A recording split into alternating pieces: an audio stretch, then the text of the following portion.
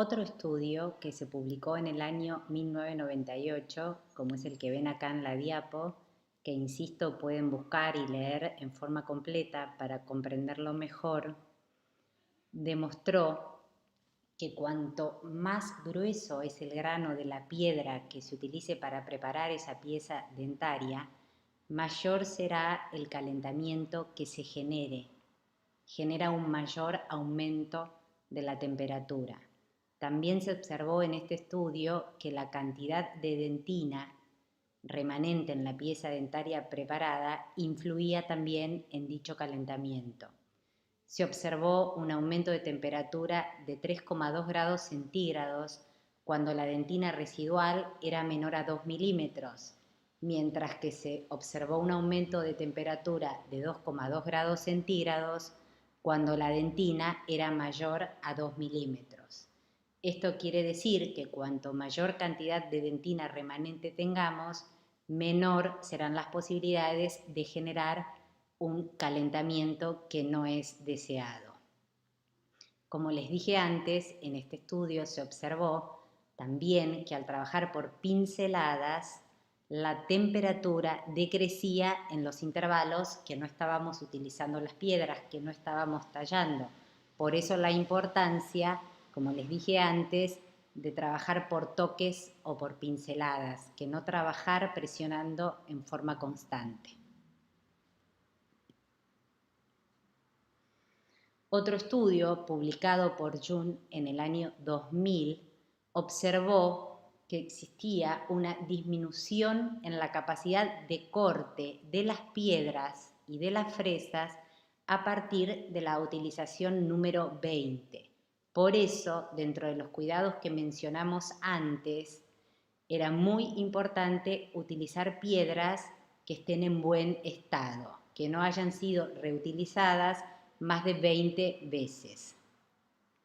Si estas piedras utilizadas más de 20 veces se observaban al microscopio electrónico, existía un desgaste y una pérdida de las partículas de diamante que generarían o que generaban el calentamiento no deseado, es decir, que nos impedía alcanzar con el objetivo biológico de no sobrecalentar la pulpa dentaria. El otro objetivo biológico, el número 2, es no agredir el periodonto. Para no agredir el periodonto debemos colocar el límite de la restauración que estemos por hacer lo más alejado posible del mismo.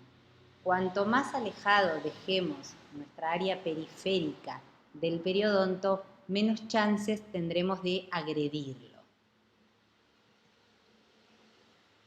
El posicionamiento de nuestro margen gingival del límite de nuestra preparación puede ser supragingival cuando lo colocamos por fuera del margen gingival, yuxtagingival cuando lo preparamos al límite del margen gingival y subgingival cuando el límite de nuestra preparación se encuentra por dentro del surco marginal.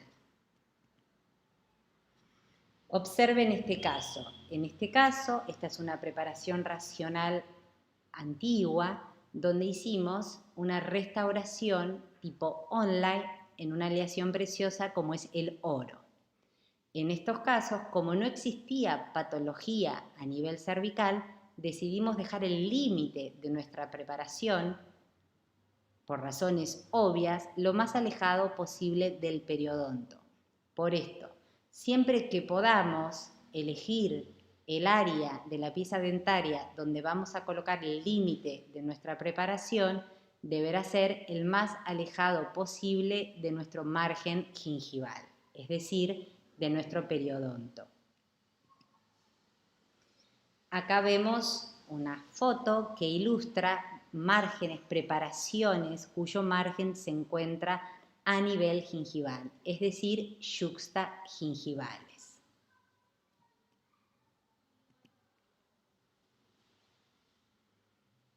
Acá tenemos otra foto que ilustra algo similar a lo anterior, pero en el sector posterior.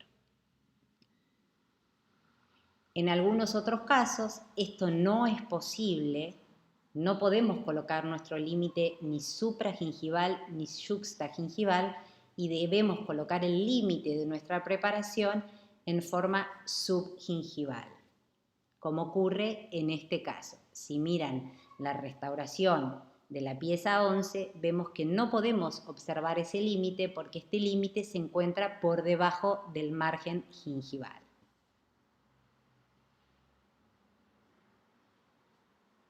Existen estudios como este que les ilustramos en esta diapositiva, que ha sido demostrado que más del 70% de los márgenes que eran colocados en forma subgingival y que eran invisibles al momento de la instalación de la restauración, fueron visibles, se tornaron visibles luego de 10 años debido a la recensión gingival.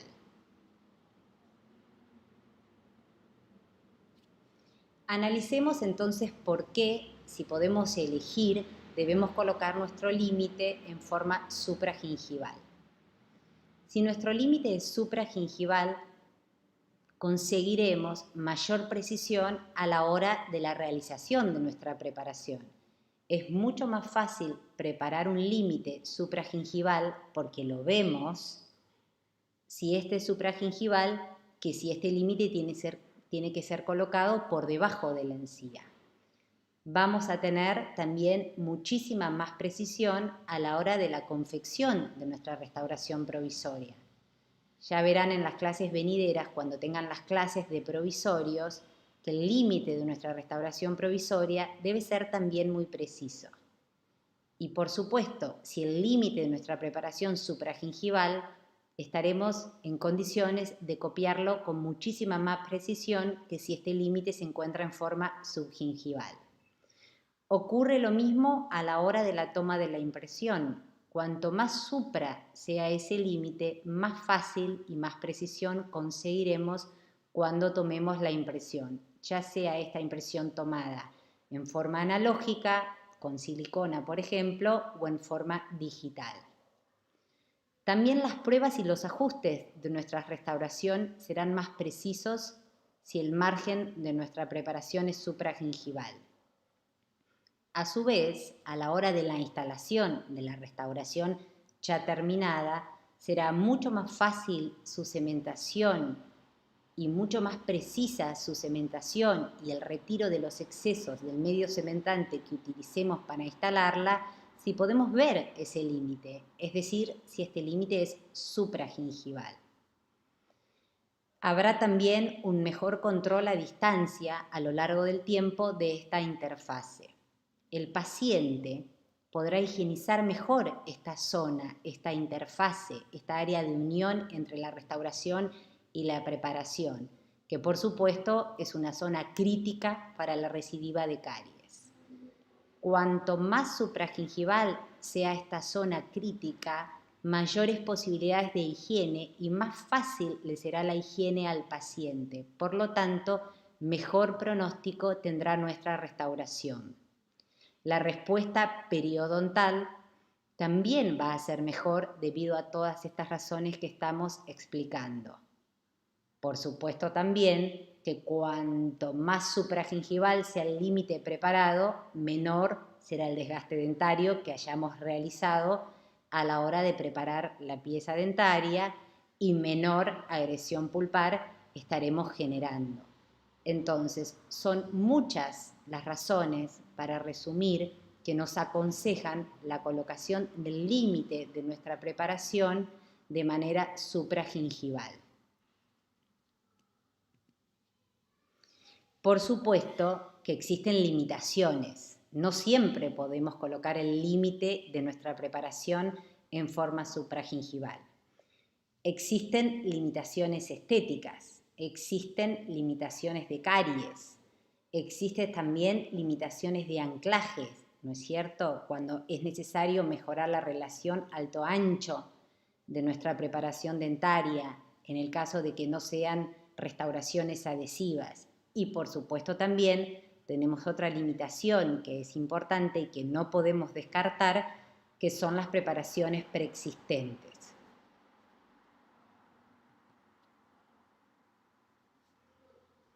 Para entender bien esto, es importante también que debemos tener en cuenta el análisis dentolabial, la línea de la sonrisa del paciente con el que estamos trabajando. Hay pacientes que tienen una línea de la sonrisa baja, que no exponen, si uno los mira cuando sonríen, más del 75% de sus piezas dentarias anterosuperiores. Existen otros pacientes que tienen una línea de la sonrisa media que exponen más del 75%, llegando al 100% de sus piezas dentarias anterosuperiores, así como también muestran cuando sonríen las papilas interproximales. Por último, existen pacientes que son los peores de todos, nuestros grandes enemigos, que cuando sonríen, más allá de mostrar la totalidad de las piezas dentarias anterosuperiores, muestran una franja, una banda de encía de altura variable. Por suerte, estos pacientes, los peores, los más difíciles de tratar, en estos casos, representan un 10,5% de la población. Aquellos pacientes que muestran muy poco, que tienen una línea de la sonrisa baja, representan un 20,5%, mientras que los que tienen una línea de la sonrisa media, y son los que habitualmente nos encontramos, representan un 69% de la población. Esto es un dato que no podemos olvidar a la hora de establecer o determinar el área donde vamos a colocar el límite de nuestra preparación. Como les dije antes, había limitaciones estéticas y otra de las limitaciones eran también las restauraciones preexistentes. Cuando hablamos de limitaciones estéticas nos referimos a los que mencionaba también antes, que hay que evaluar la línea de la sonrisa. Si nosotros vemos la sonrisa de esta paciente, podemos ver que se trata de una paciente que tiene una línea de la sonrisa baja, porque no nos permite ver la totalidad de su pieza dentaria y mucho menos una banda de tejido gingival. En estos casos será más fácil la rehabilitación de estos pacientes porque no muestran la zona de límite. Por supuesto, otra de las limitaciones son las restauraciones preexistentes.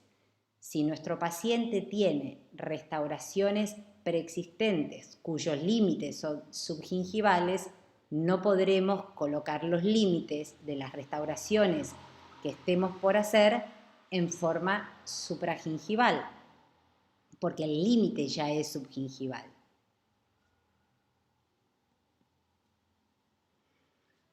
Acá la misma otra paciente sonriendo a mayor aumento, haciendo más esfuerzo con ese labio y vemos como comenzamos a ver esa zona de límite y se ven las papilas presentes entre las piezas dentarias anterosuperiores.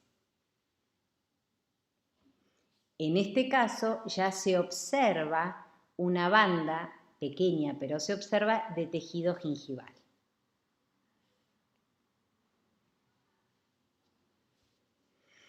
Entonces, habrá que evaluar, podemos decir para resumir, la línea de la sonrisa del paciente en cuestión.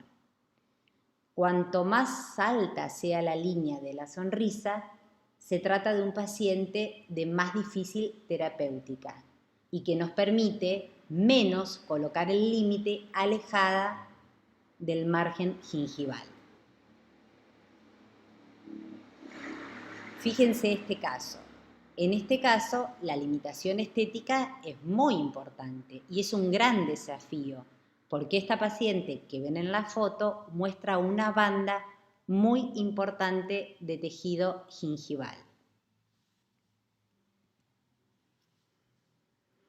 Otra cosa que tenemos que tener en cuenta es algún recurso que muchas veces, en el caso de hacer una corona ceramometálica, utilizan los laboratorios, es que cubren esa virola metálica, que es lo que ustedes ven en este gráfico en color gris, con cerámica, para enmascarar ese metal. ¿no es cierto? Esto tienen que saber que está totalmente contraindicado, porque no podemos cubrir las virolas metálicas de aquellas restauraciones céramos metálicas con cerámica, porque a ese pequeño espesor de cerámica que cubre el área metálica se va a fracturar porque la cerámica no se banca tan pequeños espesores. Entonces, en una primera instancia va a estar cubierta, pero después se va a romper, se va a fracturar y va a tener pésimos resultados estéticos. Otra limitación que tenemos que mencionar era la caries, por supuesto. Si la caries es subgingival, como pueden ver en la radiografía de arriba a la izquierda de esta diapo, nosotros no vamos a poder dejar el límite de nuestra restauración alejada del periodonto porque no estaríamos quitando la patología. Por supuesto, en algunos casos debemos dejar el límite de nuestra restauración en forma subgingival, a pesar de que esto no es lo más deseado por presencia de caries. Acá también pueden ver en este molar que tiene una restauración de resina totalmente filtrada, que no cumple con ningún tipo de función, que tiene una gran cantidad de caries y esta caries es profunda, ¿no es cierto? En esta pieza dentaria los límites de la restauración van a ser o van a tener que ser sí o sí subgingivales, porque si intentáramos dejar un límite supragingival estaríamos dejando caries en esta pieza dentaria.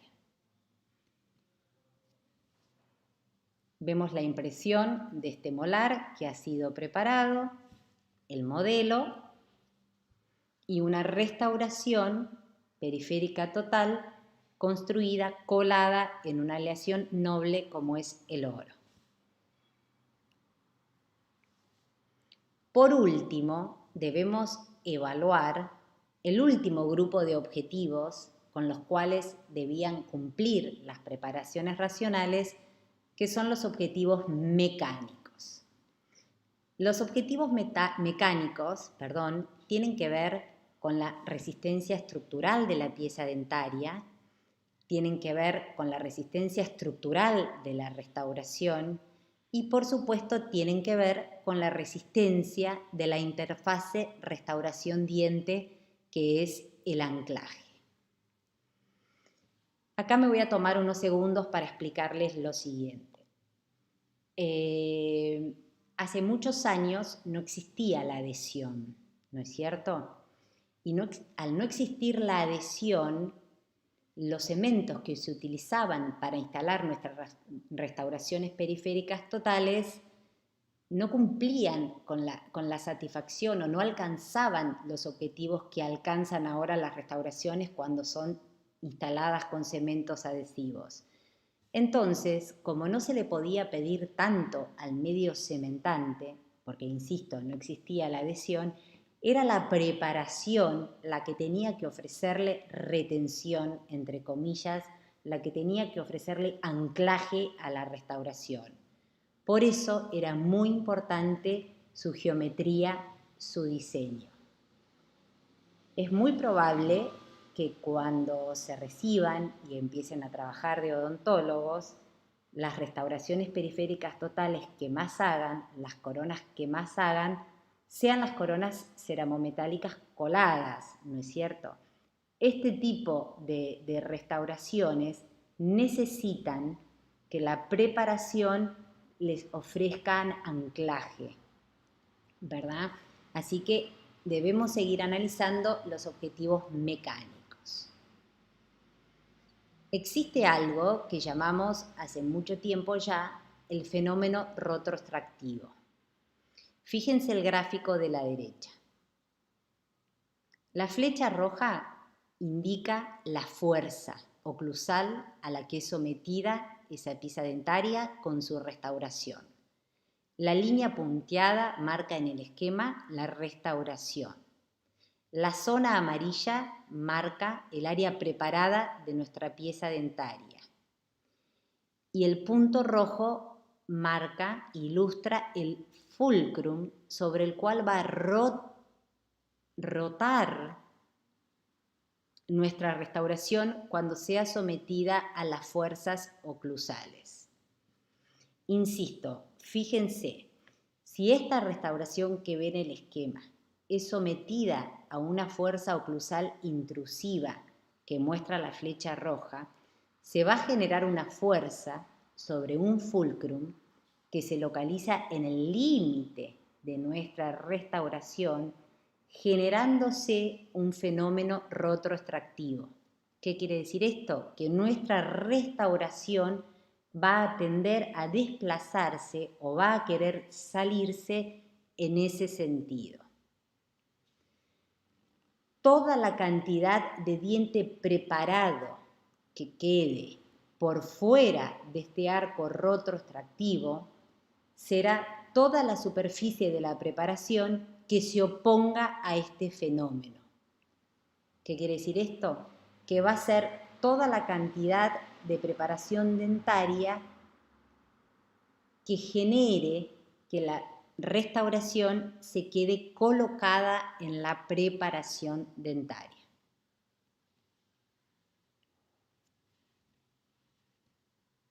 Y esto es a lo que nosotros llamamos anclaje.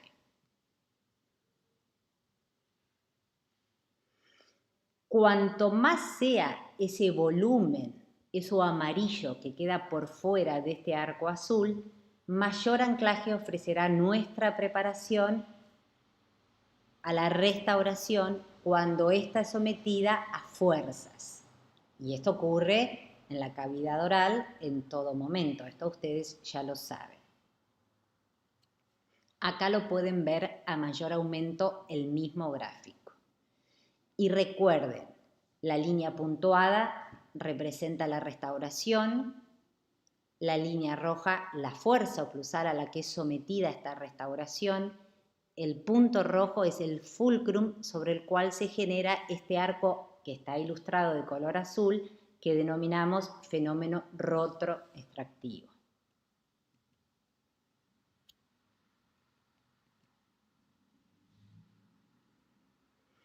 Habrá que evaluar, como les dije antes, el tipo de material con el que se vaya a confeccionar nuestra restauración, el espesor de material que requiere el tipo de material elegido para que sea estructuralmente resistente y, por supuesto, habrá que evaluar la función oclusal.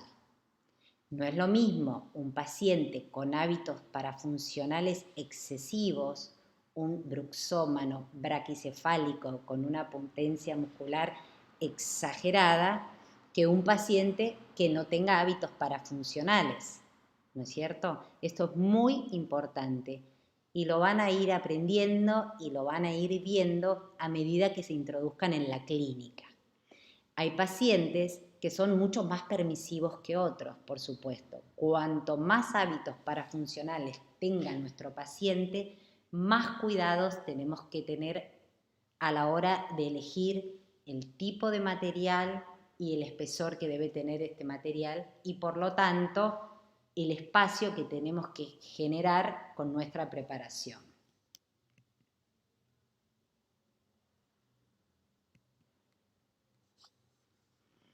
A ver, analicemos un poco. Como para tener cierta idea, esto por el momento no lo tienen que conocer de memoria, ni mucho menos, pero sepan que una restauración ceramometálica, ¿no es cierto?, cuyo metal es no noble, como el que ustedes van a hacer en la clínica, necesita más o menos entre 1.3 y 1.5 milímetros de espesor detallado para conseguir el objetivo terapéutico que hablamos al principio de la clase, que es devolverle al diente las piezas perdidas.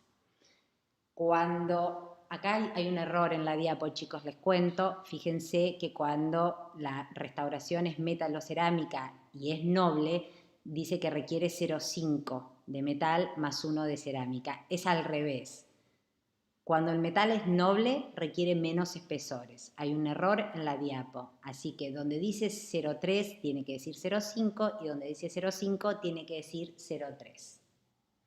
Después tenemos las restauraciones capcámicas de alúmina que necesitan más espesor aún, las de circonia, que también en el caso de ser de este estilo, las IMAX, son distintos tipos de restauraciones que ustedes por el momento no tienen que conocer, pero sepan que dependiendo, lo que sí tienen que saber es que dependiendo el tipo de restauración, deberán conocer el nivel de preparación que tienen que hacer como para entender o alcanzar el objetivo que es la resistencia estructural de esa restauración, ¿verdad?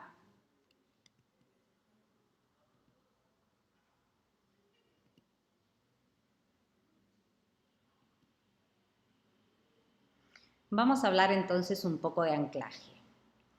El anclaje es la resistencia que opone la interfase restauración-diente a que las fuerzas intrusivas y extrusivas funcionales y parafuncionales separan ambas fases. ¿Qué quiere decir esto? Que el anclaje es la fuerza que se va a oponer a que nuestra restauración se salga. Esto es muy importante. Cuando nosotros tenemos tejidos como el esmalte, cuando podemos hacer adhesión, es obvio que nuestra preparación no va a tener que ofrecer el mismo anclaje que cuando estamos hablando de una dentina esclerótica con una restauración ceramometálica donde la adhesión no es tan factible. Esto lo vamos a ir viendo, como ya les dije varias veces a lo largo de estos videos, a medida que avancen las clases y a medida que podamos ponernos en contacto en la clínica. Analicemos un poco las fuerzas oclusales que van a interactuar o que van a molestar a esta famosa interfase restauración-diente. Hay fuerzas extrusivas, ¿no es cierto?, que tienden a extraer nuestra restauración, como vemos en el gráfico de la izquierda, que dependen pura y exclusivamente de la pegajosidad de los alimentos, ¿no es cierto? Cuanto más pegajoso sea el alimento que estemos comiendo, mayores serán estas fuerzas extrusivas, ¿no es cierto? Pero estas fuerzas extrusivas que dependen de la pegajosidad del alimento no dejarán de ser funcionales, serán siempre funcionales. Existen también, dentro de las fuerzas funcionales, las fuerzas intrusivas, ¿no es cierto?, que son las fuerzas que ocurren durante la fonación, la deglución, la masticación, y estas son las fuerzas funcionales, pero hay fuerzas que dejan de ser funcionales para convertirse en fuerzas parafuncionales. Las fuerzas a las que les tenemos que tener miedo y que podrán fracasar nuestros tratamientos rehabilitadores son las fuerzas parafuncionales, que las vamos a analizar en la próxima diapo. Pero analicemos ahora cuáles son las características de las fuerzas funcionales, ya sean estas intrusivas o extrusivas. Las fuerzas funcionales son aquellas que son controladas por el paciente, que duran muy poco tiempo y, como les dije antes, dependen de la dureza o de la pegajosidad de los alimentos que estemos ingiriendo. Dependerán del estado de las piezas dentarias. Mejor se comportarán cuanto más enteras estén nuestras piezas dentarias. Estas fuerzas, como les dije recién, no dañan al sistema dentario ni a las restauraciones. Por eso insisto que no son las fuerzas a las que les tenemos que tener miedo. Pero ¿qué pasa? Existen, por mala suerte, las fuerzas parafuncionales, ¿no es cierto?, que son las fuerzas de apretamiento, de freamiento, es el famoso bruxismo. Estas fuerzas sí son muy intensas y, a diferencia de las fuerzas funcionales, duran muchísimo tiempo y no son controladas por el paciente porque son inconscientes. ¿Qué quiere decir esto? Que el paciente no se da cuenta que está ejerciendo este tipo de fuerzas y generalmente lo hacen en momentos de estrés. Por ejemplo, el cirujano cuando opera, el arquitecto cuando diseña, ¿me explico? Son fuerzas que son inconscientes y el que sean inconscientes las vuelve muy lesivas. La etiología es emocional y sepan que son estas las fuerzas que sí dañan el sistema masticatorio. Comparemos la duración de las fuerzas. Dijimos que las fuerzas funcionales eran fuerzas cortas, que equivalían aproximadamente a 30 minutos semanales si las medíamos, mientras que las fuerzas parafuncionales equivalen a 5 horas diarias. Como verán, son mucho más largas, más duraderas. Por lo tanto, además de ser más intensas, son muy agresivas e insisto con esto, son las fuerzas a que nosotros los dentistas les tenemos que tener mucho respeto. Estas fuerzas son las fuerzas de apretamiento, ¿no es cierto? Cuando el paciente realiza estas fuerzas y no realiza desplazamientos dentarios, se llaman así. Mientras que cuando existe, además de apretamiento, deslizamientos excéntricos, a estas fuerzas se las denominan fuerzas de fregamiento o bruxismo. A su vez, las fuerzas pueden distribuirse paralelas al eje de inserción de nuestra restauración o pueden hacerlo, como ocurre en la mayoría de los casos, en forma no paralela al eje de inserción. En el caso que sean paralelas, se ilustran de esta manera. Tenemos fuerzas intrusivas paralelas y fuerzas extrusivas paralelas.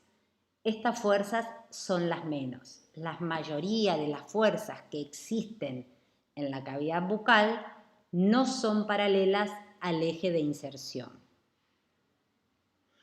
Analicemos este gráfico e insisto con esto, si tienen alguna duda al respecto de este tema, de esta parte de este tema en particular, sería bueno que lo consulten con sus docentes en los espacios de Zoom que tienen durante la semana por comisión. Fíjense el gráfico de la izquierda. En el gráfico de la izquierda hay una fuerza que está representada con la flecha y la F que es extrusiva. Cuando la fuerza es extrusiva, el fulcrum, el punto de apoyo, ¿no es cierto?, sobre el cual se va a generar ese arco rotoextractivo, se genera en el lado opuesto al que es aplicado la fuerza. Y en rojo pueden observar la cantidad de preparación que hemos hecho que se va a oponer a estas fuerzas extrusivas rotoextractivas. Si vemos el esquema de arriba a la derecha, vamos a ver que la fuerza es intrusiva. Fíjense que la flecha se dirige hacia abajo. Cuando la flecha es intrusiva, el punto de apoyo, el fulcrum sobre el cual se va a generar este arco rotoextractivo, se produce del lado en que es aplicada la fuerza. Y en rojo, al igual que en el esquema anterior, se ve representada la cantidad de preparación que se va a oponer a estas fuerzas. ¿Qué quiere decir esto? Es que esa porción roja es la parte de la preparación que va a evitar que en nuestra restauración se desangle, se salga. ¿No es cierto?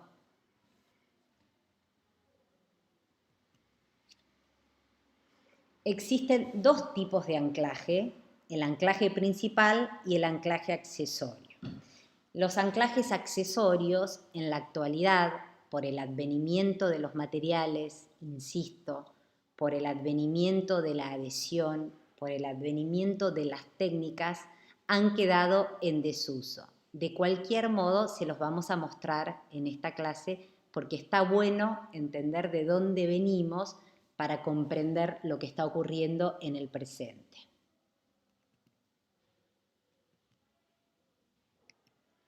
El anclaje principal se obtiene a partir de la cantidad de superficie de la preparación que se ofrece a la restauración.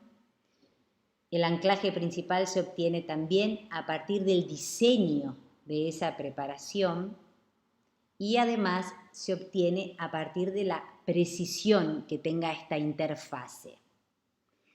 ¿Qué podemos decir? Cuanto mayor cantidad de superficie de la preparación quede por fuera de estos arcos retrotractivos, mayor será el anclaje que tenga nuestra preparación. Cuanto mejor sea el diseño, cuanto mejor sea la distribución geométrica, mayor anclaje tendrá nuestra preparación. Y cuanto más precisos seamos a la hora de diseñar, de preparar esta interfase restauración-diente, mejor también será el pronóstico de nuestra restauración.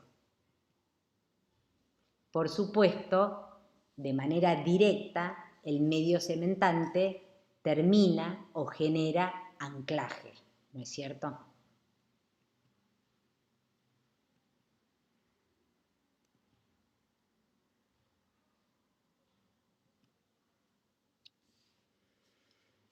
Ya hace muchos años, en el año 92, se hicieron estudios donde se comparaba el anclaje de las preparaciones periféricas totales racionales con las preparaciones periféricas totales convencionales. Este estudio fue realizado por el doctor Álvarez Cantoni y colaboradores, también con un grupo de laboratoristas. Y en este estudio se supo que cuanto más racional eran las preparaciones, más anclaje iban a ofrecer a nuestras restauraciones.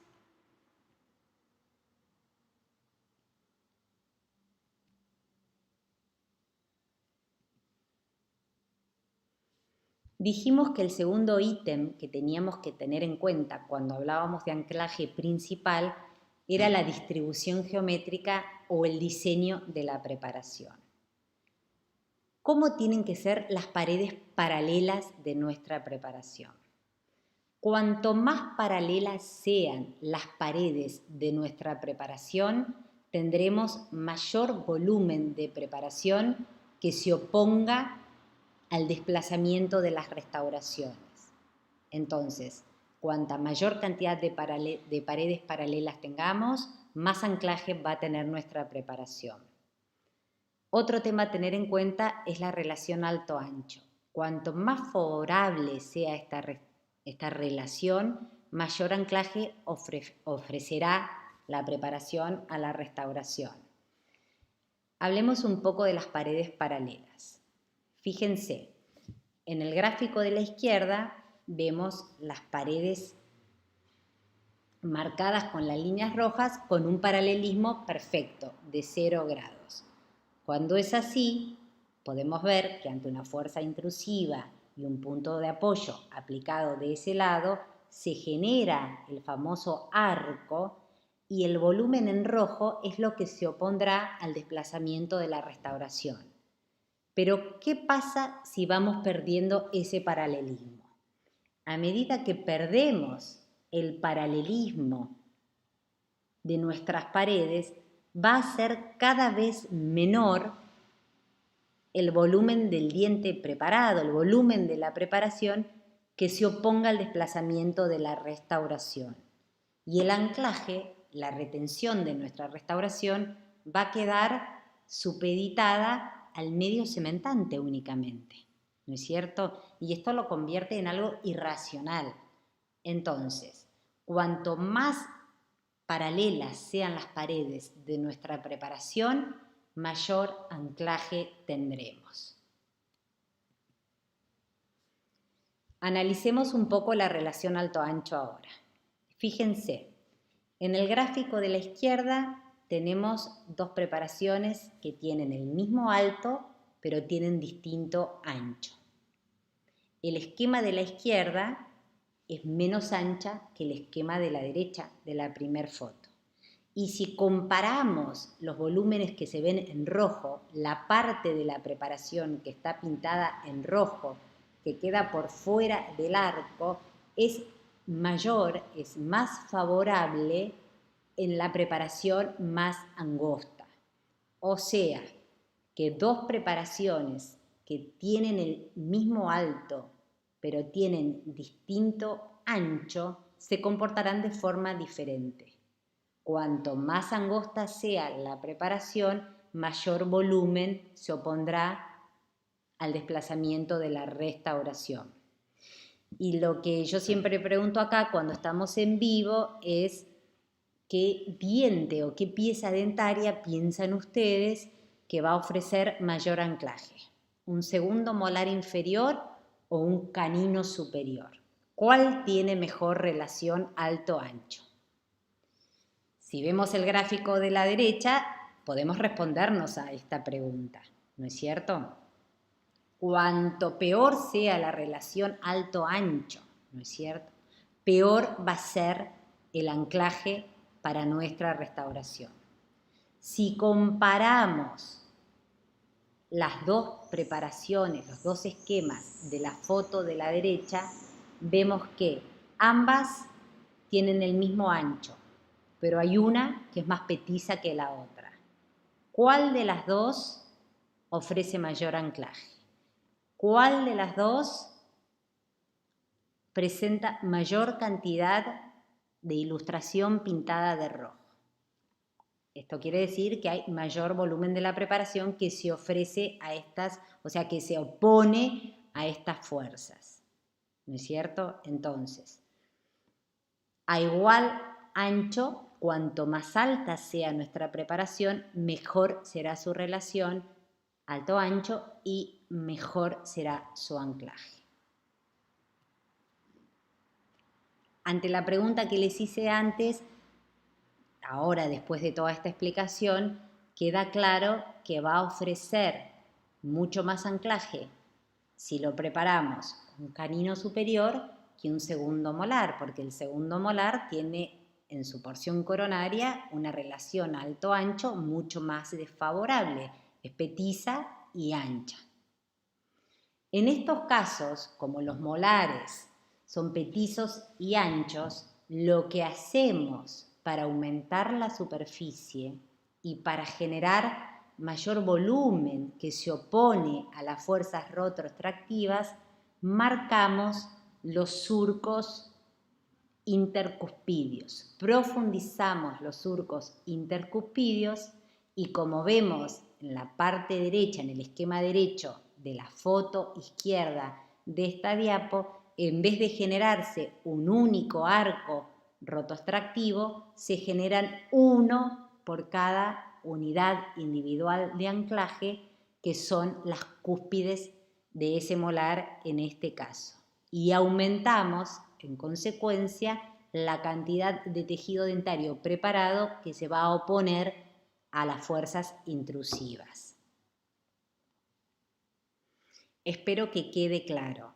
Cualquier cosa, insisto con esto porque es muy difícil explicarlo así en forma grabada, que aprovechen los espacios de Zoom en los horarios de sus comisiones, ¿no es cierto?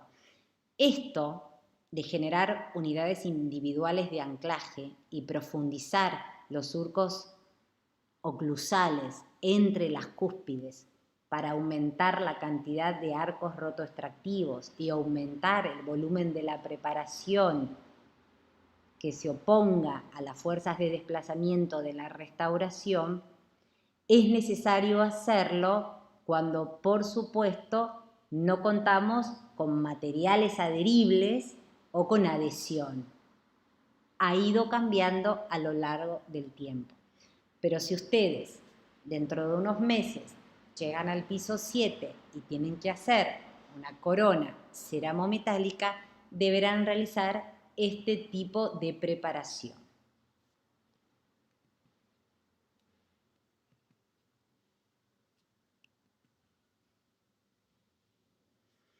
Otro tema que daba también o que teníamos que tener en cuenta cuando hablamos de anclaje principal era la precisión, ¿no es cierto?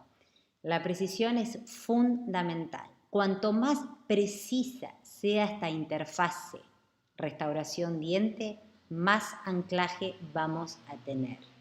Menos chances de que se salga, de que se desprenda nuestra corona.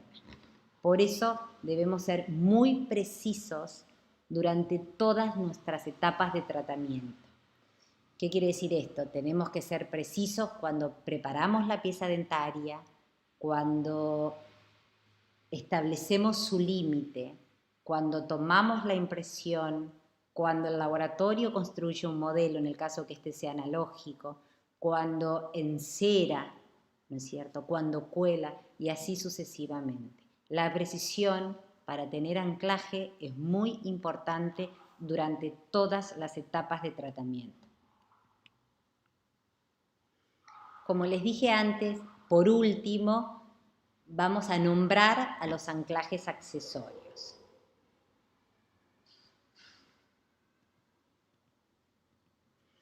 Los anclajes accesorios, que hoy en día están en desuso, y vuelvo a repetir, gracias a la adhesión y a los materiales adheribles, son las rieleras, las cajas, los pits y los pins.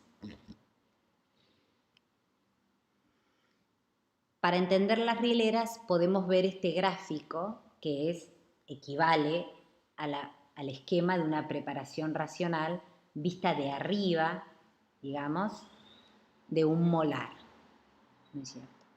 Las rieleras están representadas de color blanco, como dicen las palabras, ¿verdad? Fíjense, ¿dónde se ubica una rielera corta? ¿Y dónde se ubica una rielera larga? Las rieleras largas se ubican, se preparan a nivel de los copones, a nivel de las cúspides, mientras que las rieleras cortas no se ubican en ese lugar y se ubican en otra zona. ¿Cuáles son las mejores? A ver, ¿qué les parece? ¿Cuáles van a ofrecer mayor anclaje? ¿Una rielera larga o una rielera corta? Por supuesto que va a ser una rielera larga. ¿Y cuáles son las razones? La relación alto-ancho de una rielera larga es mucho mejor que la de una rielera corta. Y la cantidad de superficie que ofrecen a la interfase es mayor, la de una rielera larga, que la de una rielera corta. Entonces, si fuéramos a hacer una rielera, tendríamos que optar por las rieleras largas.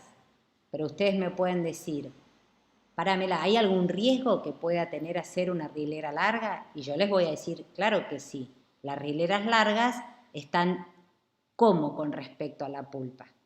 Si vemos el gráfico, vemos que cuando hacemos una rielera larga nos aproximamos más al órgano pulpar y tenemos riesgo de dañarlo por acercamiento, por calentamiento, por caer en la pulpa.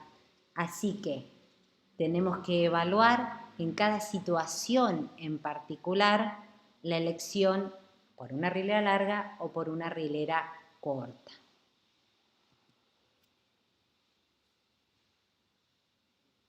Acá también podemos ver en este gráfico cómo hay cajas, ¿no es cierto? Fíjense que a nivel proximal de esta preparación racional, tanto en mesial como distal, debido a la presencia de caries, se aprovecha el diseño de nuestra preparación profundizando a nivel de las caries haciendo cajas. Es muy importante que entiendan que las paredes de estas cajas que nosotros preparamos deben ser paralelas al resto de las paredes de nuestra preparación. Y por último, para terminar con los objetivos mecánicos, tenemos que conocer a los pits y a los pins. Los pits y los pins, como ven en este esquema, están representados como pequeños palitos que ven ahí que se preparan en la dentina de la pieza dentaria y se preparan en profundidad, ¿no es cierto? Por ejemplo, si tenemos una pieza dentaria que tiene una gran destrucción coronaria una de las cúspides está íntegra, mientras que la otra cúspide no lo está, y por supuesto la pulpa no está cerca, podemos preparar en profundidad el alojamiento para un pit o para un pin. Estos pits y estos pins colaborarán con el anclaje de la futura restauración. Acá pueden ver cómo los pits y los pins, depende de en qué cara de la pieza dentaria, en qué parte de la pieza dentaria estén ubicados, generarán sus propios arcos rotoextractivos, aumentando el volumen de la preparación dentaria que se oponga a las fuerzas de desplazamiento de la restauración. ¿No es cierto? La verdad que los pits y los pins están en la actualidad, por lo que les dije varias veces, en desuso, pero está bueno nombrarlos, que nos conozcan y que entiendan el principio por el cual funcionaban en su momento. Todo esto de lo que estuvimos hablando hoy, de preparaciones racionales, donde analizamos los objetivos que éstas deben cumplir, lo van a poder leer en detalle y analizar en el tomo 1 del libro del doctor Álvarez Cantoni. Bueno, este libro está, por supuesto, en la biblioteca de la Facu, a la cual ustedes ahora no pueden concurrir, pero muchos de ustedes ya lo tienen en fotocopias, fusilados o de la manera que lo tengan. Estaría bueno que hablen con sus docentes, que les pregunten cómo pueden acercarse a la bibliografía esta para terminar de leer, ¿no es cierto? Y terminar de entender todos estos principios que hacen a la preparación racional. Fíjense, acá tienen como la ilustración o las fotos clínicas de un caso donde para mejorar el anclaje de esta restauración de oro se construyó un PIT, como lo ven. Y este ha sido colocado debido a las características de este órgano pulpar que está retraído en dentina sin riesgo de dañar a la pulpa, ¿verdad? Entonces, ahora me voy a despedir por un tiempo, nos vamos a volver a encontrar para terminar este tema la semana que viene. Espero que puedan haber sacado algo provechoso de esta clase. Les repito, es muy difícil o me es difícil no compartirla en persona con ustedes. Me imagino que para ustedes también es complicado. La verdad que mi deseo es volver a encontrarme con ustedes lo antes posible y también espero que aprovechen, como ya les dije reiteradas veces, los momentos de Zoom con sus docentes en sus respectivas comisiones para aclarar dudas al respecto. Por supuesto que ante cualquier duda me escriben, me consultan y acá estaremos todo el equipo docente para intentar salvarles las dudas. Que tengan una buena semana.